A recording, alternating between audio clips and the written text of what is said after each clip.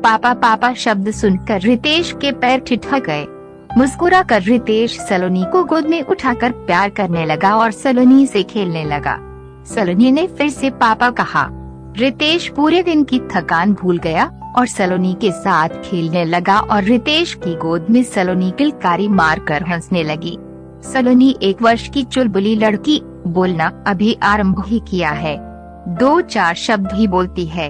आज पहली बार पापा बोला है। बैठक में सलोनी की माँ सुकन्या यादों में खो गई। सलोनी के पापा बोलने और रितेश को पापा समझने पर वह क्या प्रतिक्रिया दे, क्या सोचे और क्या करे, कुछ नहीं सूझ रहा था। उसकी आंखें छलक गई। दुपट्टे से आंखों को ढककर अंदर कमरे में चली गई और भग कर रोने लगी। सुकन्या बिस्तर पर धम से गिर गई। मालूम नहीं कब तक तकिए भिगोती रही। रात हो चुकी थी। अंधेरे को दूर करने की कोई दिलचस्पी नहीं थी सुकन्या में। सलोनी के पापा शब्द उसके दिमाग में गूंजते रहे। सलोनी 1 घंटे तक रितेश के साथ खेलती रही। फिर उसे भूख लगी और रितेश की गोद से नीचे उतर भागी। सलोनी की दादी सलोनी के पीछे सुकन्या के कमरे में गई। बत्ती जलाई। बत्ती जलते सुकन्या चौंक गई। फटाफट बिस्तर से उठी और सलोनी को गोद में लिया। मैं सलोनी के लिए दाल बनाती हूँ, इसका खाने का समय हो गया है, सुकन्या ने कहा। सुकन्या को रोते देख सलोनी की दादी ने कहा, तुम सलोनी के साथ बैठो, दाल बनी हुई है, मैं दे जाती हूँ। रात शयन कक्ष में सलोनी के दादा और दादी के बीच वार्तालाप होता है कि आज सलोनी ने रितेश को पापा कहा। रितेश की उम्र विवाह योग्य है, ऑफिस का काम भी अच्छी तरह संभाल रहा है। सलोनी ने आज रितेश को देखकर पहली बार पापा कहा। सलोनी रितेश को ही पापा समझती है, उसी के साथ खुश रहती है। अगर रितेश की शादी सुकन्या के साथ हो जाए सबके हित में रहेगा। सलोनी के दादा ने कुछ सोचकर कहा, बात तो उचित है कि घर की बात तो घर में रहे, इससे बाहर न जाए, परंतु क्या रितेश और सुकन्या इस पर राजी होंगे? उन दोनों की रजामंदी तो चाहिए, उनको मनाना पड़ेगा। घर की सुख शांति और इज्जत के लिए बात करनी पड़ेगी। हो सकता है कि पहले ना नुकुर करेंगे, बाद में सब मान जाते हैं। कुदरत और समाज भी इजाजत देता है। भाई की मृत्यु के बाद छोटा भाई भाभी के साथ विवाह करता है, उनको मनाना पड़ेगा। बड़े बूढ़ों के साथ उनको बिठाना पड़ेगा। समाज की ऊंच नीच बतानी पड़ेगी। वो बच्चे हैं, उनको हर कीमत पर इस फैसले के लिए रजामंद होना ही पड़ेगा। दादी ने तो अपना फैसला दादा को सुना दिया। भाग्यवान, तेरी बात ठीक है। ये हमारे वाला पुराना समय नहीं है कि जब बच्चे चुपचाप अपने अभिभावकों की बात मानते थे। विवाह के लिए बड़े बूढ़े ही लड़का लड़की देखते थे। लड़का लड़की एक दूसरे को विवाह के समय ही देखते थे। आज वो बात नहीं है। यदि रितेश की पसंद कोई और है, क्या उस पर अपना फैसला थोपना उचित होगा? दादी ने पलटकर कहा, तुम अपनी जायदाद संपत्ति प्रॉपर्टी का बंटवारा कर दोगे। सुकन्या इस घर में नहीं रहेगी तो उसका हिस्सा तो है। जवान है, रितेश की हमउम्र है। सलोनी उसको पापा समझती है। तुमको पहल करनी है। सुकन्या के माँ बाप के पास कल सुबह संदेश भेजो। सुकन्या से मैं बात करती हूँ, उसके माँ बाप से उस पर दबाव डलवाना तुम्हारा काम है। रितेश से हम दोनों बात करेंगे। अपने छोटे मामा की बात बहुत मानता है। भाई से मैं बात करती हूँ। दादा और दादी का रितेश के साथ सुकन्या के विवाह के पीछे मुख्य कारण परिवार की अटूट संपत्ति है, जिसका वे बंटवारा नहीं चाहते। उनका बड़ा बेटा पिछले वर्ष एक सड़क दुर्घटना में परलोक रवाना हो गया। उसके विवाह को केवल 1 वर्ष हुआ था। सुकन्या गर्भ से थी। सलोनी ने शुरू से रितेश को ही देखा, उसी को पापा समझती है।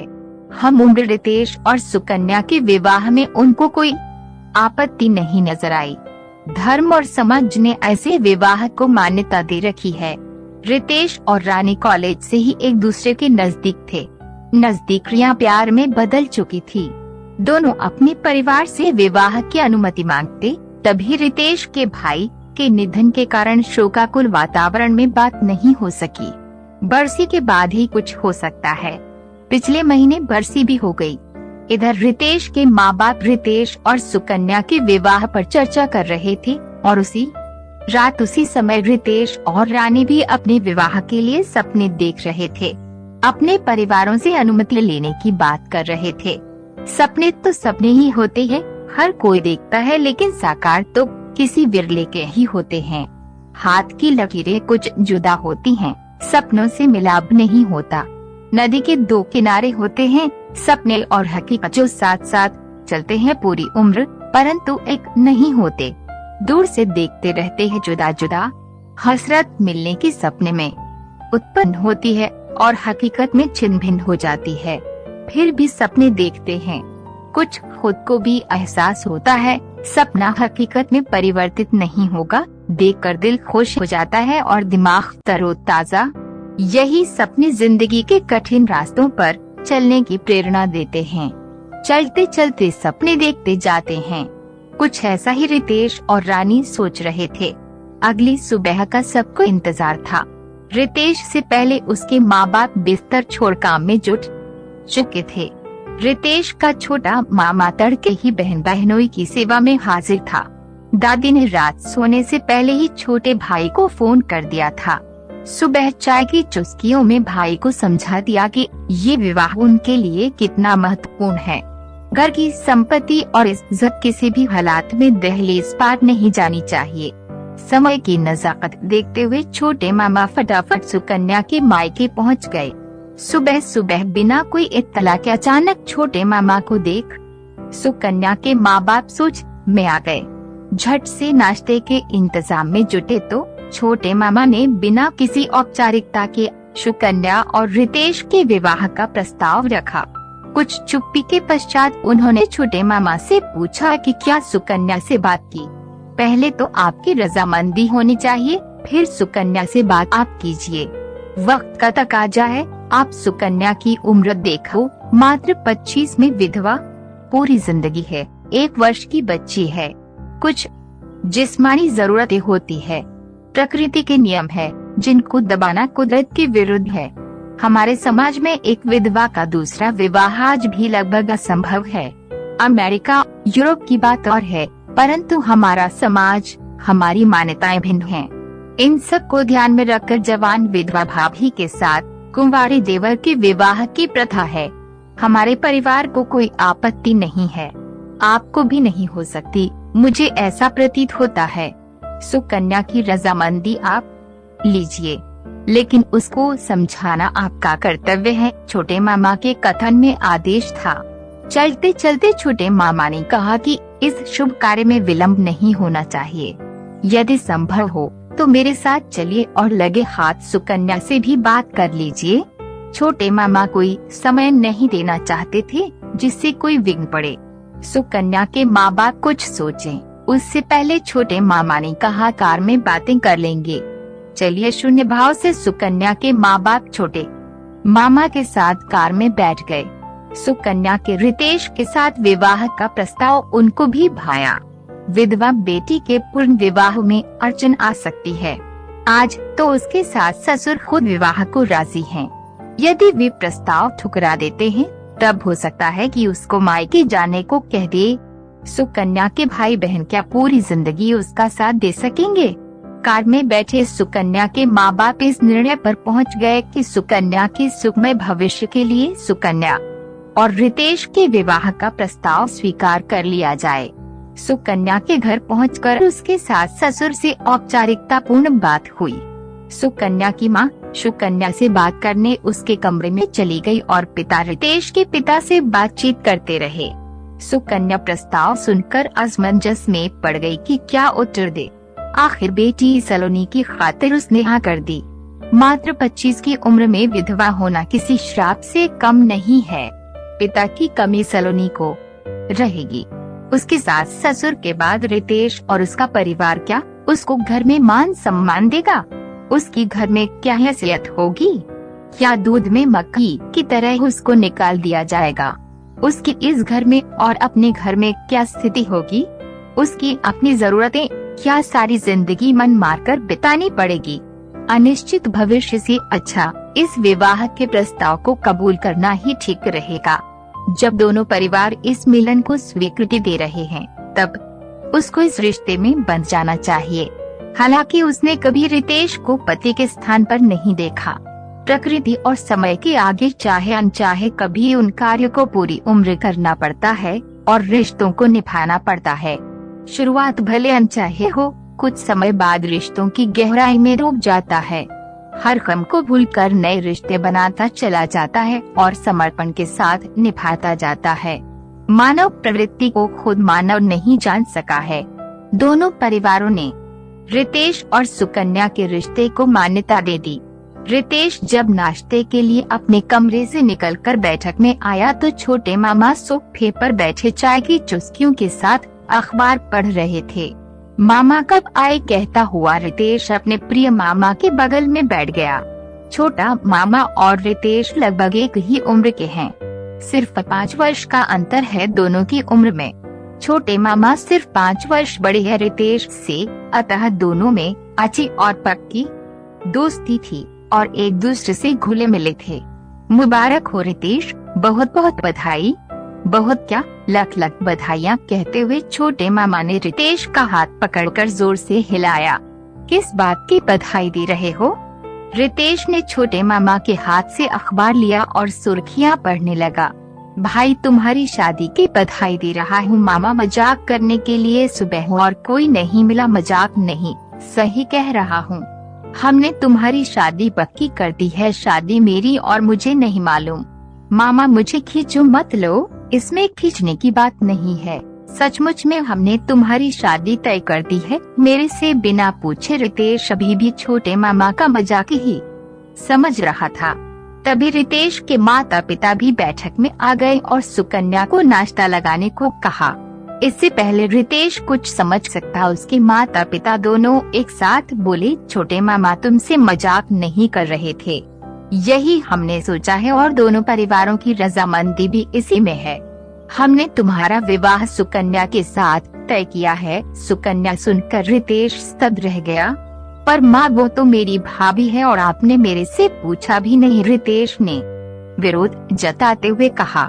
रितेश, कुछ बातें घर के बड़े तय करें, उसमें सबकी भलाई होती है। विवाह जैसे गंभीर मामले में बड़ों की राय सदा गुणकारी और लाभदायक होती है। हमारे परिवार में शादियां हमेशा बड़े बूढ़ों ने तय की हैं। पिताजी की आवाज में एक तरह से आदेश था।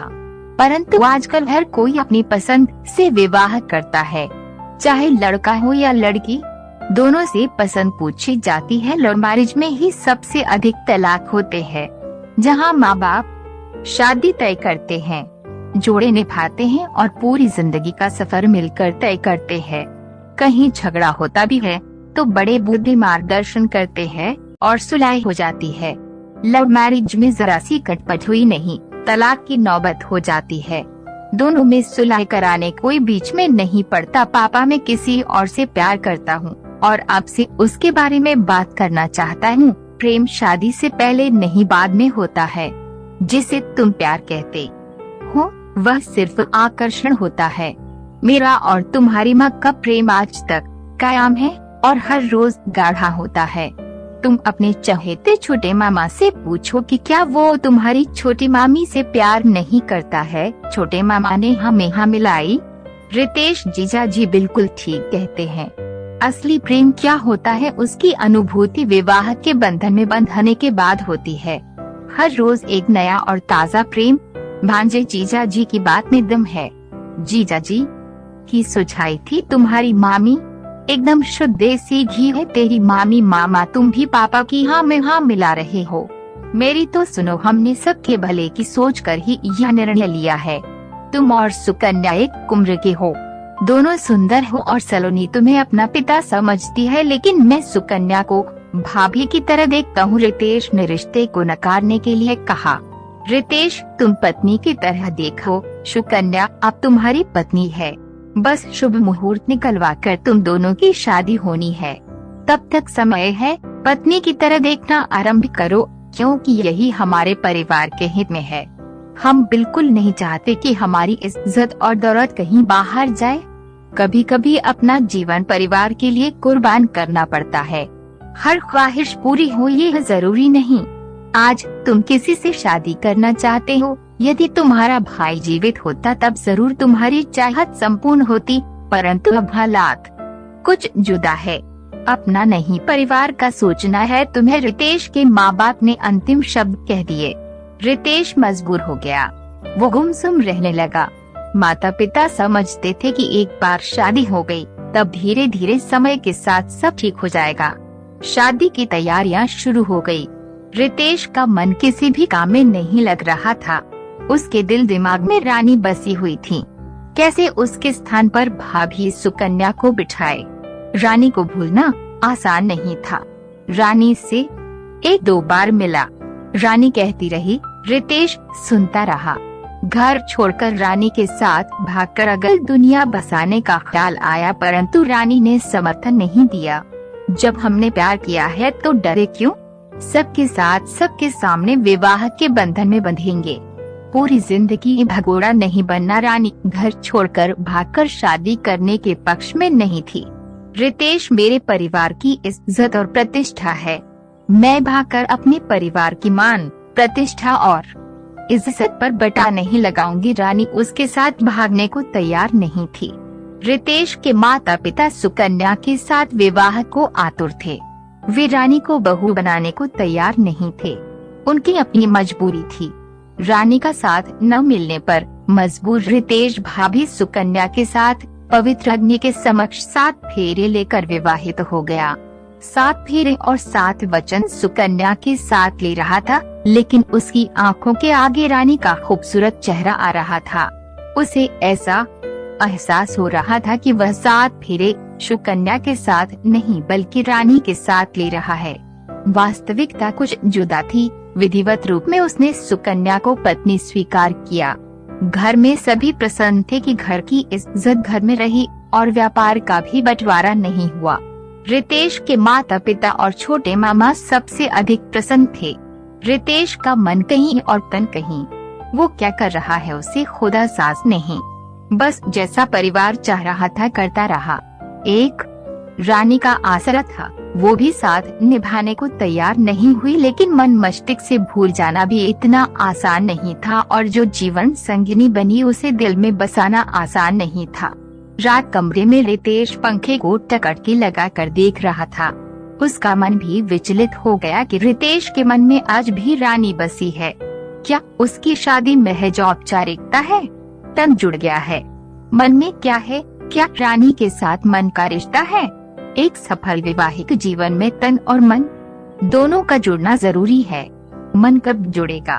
सुकन्या ने समय के लिए छोड़ दिया। समय ही घाव देता है और मरहम भी वो ही लगाता है। शादी के 1 साल बाद विधवा हो गई और अब फिर सुहागन। समय की ताकत का उसे अंदाजा बखूबी इस छोटी उम्र में हो चुका था। उसने रितेश से कभी इस बात का जिक्र नहीं किया कि प्रेम में रितेश रानी बुदबुदाता है। वह समझ गई कि रानी अभी भी रितेश के दिल में है, परंतु मन एक होने में कुछ और समय लगेगा। 1 वर्ष बीत गया। रानी का भी विवाह हो गया। सलोनी के भाई सोनल ने पदार्पण किया। परिवार में खुशियाँ छा गई। माता पिता की खुशियों का कोई ठिकाना नहीं था। एक पौत्री और एक पौत्र के साथ परिवार संपूर्ण हो गया। उसे अधिक खुशी इस बात की थी कि रितेश सुकन्या के करीब भाग गया था। उसका ध्यान अपने से अधिक रखता था। हर छोटी बड़ी बात की फिक्र रखता। सुकन्या भी आश्वस्त थी कि रितेश देर से सही मन से भी उसके समीप आ रहा है। बीतते समय के साथ रितेश का मन सुकन्या में रम गया।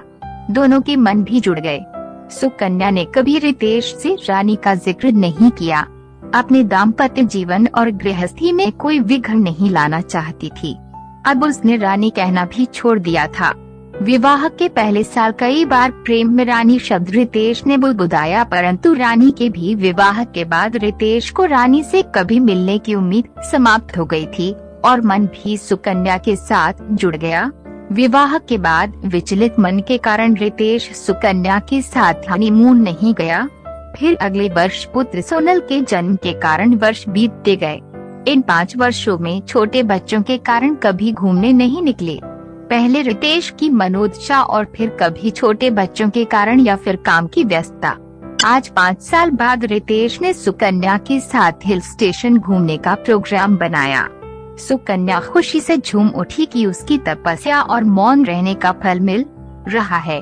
लंबी कठिन परीक्षा का रिजल्ट आया है 100% अंकों के साथ। सुबह के 5:30 बजे ट्रेन देहरादून पहुंच गई। ट्रेन से उतरकर प्लेटफार्म पर सुकन्या बच्चों और सामान के साथ खड़ी थी। रितेश टैक्सी वाले से बात कर रहा था। सुकन्या की नजर कुछ दूर खड़े एक ग्रुप पर पड़ी जो अपनी कार के आने का इंतजार कर रहा था। उनको लेने आने वाली कार लेट हो गई थी और एक युवक कार के ड्राइवर से लड़ रहा था कि उसने खामख्वाह सुबह सुबह प्लेटफार्म पर परेड करवा दी और खड़े खड़े इंतजार करवा रहा है। ग्रुप में एक लड़की पर नजर पड़ी और दिल धड़कने लगा। यह तो रानी लग रही है। दूर कर देखा, बिल्कुल ठीक पहचाना, ये रानी ही है। क्या ये भी मसूरी जा रही है? सोचकर सुकन्या परेशान हो गई कि कहीं आमना सामना हो गया फिर क्या होगा। रितेश क्या करेगा? जिस मन का जुड़ाव बहुत मुश्किल से हुआ उसका क्या होगा? तभी रितेश ने सुकन्या का हाथ पकड़ा। अरे सुबह नींद नहीं खुली क्या? क्या सोच रही हो? टैक्सी में बैठो। सामान रख दिया और बच्चे भी टैक्सी में बैठ गए हैं। रितेश और सुकन्या टैक्सी में बैठे और टैक्सी मसूरी की ओर रवाना हो गई। सुकन्या ने चैन की सांस ली कि रितेश ने रानी को नहीं देखा। 1 घंटे के भीतर मसूरी के रिजोर्ट में पहुंच गए। खूबसूरत छोटी छोटी कॉटेज बनी हुई थी। एक छोर की कॉटेज में रितेश और सुकन्या ठहरे। थकान के कारण दोनों बच्चे सो गए। कॉटेज के बाहर लॉन में रितेश बैठ गया और सामने प्रकृति का सौंदर्य निहार कर मुग्ध हो गया। एक लंबे अरसे के बाद सुकून के साथ रितेश छुट्टियां व्यतीत करने आया। सुकन्या नहाकर लॉन में आई और रितेश के गले में बाहें डालकर उस पर झुक गई। काले घने बाल उसके मुख पर बिखेर दिए। क्या हो गया? खुले में कोई देख लेगा, यहाँ हमारे सिवा और कोई नहीं। मुंह में लग रहे हो। मैं सोच रहा हूँ कि पहले क्यों नहीं आए। प्रकृति का सौंदर्य, सफेद आते जाते बादल, गुलाबी ठंडक के मौसम से रोमांस दिल में अपने आप उमड़ने लगता है। जनाब को फुर्सत ही नहीं मिली तो कोई बात नहीं, अब आ गए हैं तो मौसम, प्रकृति के सौंदर्य का लुत्फ लीजिए। लुत्फ सिर्फ तुम्हारे प्यार का। खुले बालों में कयामत ढा रही हो। दोनों के प्रेम वार्तालाप में ब्रेक बच्चों के उठने के साथ लगा। दोनों कमरे में मम्मी मम्मी पापा पापा चिल्लाने लगे। सुकन्या भागकर बच्चों के पास गई। रितेश भी नहाने के लिए गुस्ला खाने चला गया। रितेश के बाद दोनों बच्चे सलोनी और सोनल भी नहाकर तैयार हो गए। वे सब नाश्ता कर रहे थे कि पास की कॉटेज से शोर आने लगा, जैसे कोई लड़ रहा हो। वो आपस में बात कर रहे थे कि किस बेवकूफ ने इंतजाम किया। पहले देहरादून रेलवे स्टेशन पर कार देर से पहुंची, फिर रास्ते में खराब। 2 घंटे बाद दूसरी कार आई। 2 कारें और दोनों खराब हो गई। सारा मूड खराब कर दिया। 1 घंटे का सफर 5 घंटे में पूरा हुआ। 1 पैसा नहीं देंगे। ट्रेवल एजेंसी से लड़ रहे थे कि कोई पेमेंट नहीं करेंगे। टैक्सी वालों के साथ पेमेंट न देने के कारण झगड़ा हो रहा था। रिसोर्ट के मैनेजर बीच बचाव कर रहे थे। क्या अनपढ़, गवार और फूहड़ लोग साथ के कॉटेज में आ गए हैं। सारे रोमांटिक मूड को खराब कर दिया। रितेश ने टोस्ट पर मक्खन लगाते हुए कहा, छोड़ो तुम उनकी बात। दोस्तों, आपको ये कहानी कैसी लगी हमें कमेंट में जरूर बताएं।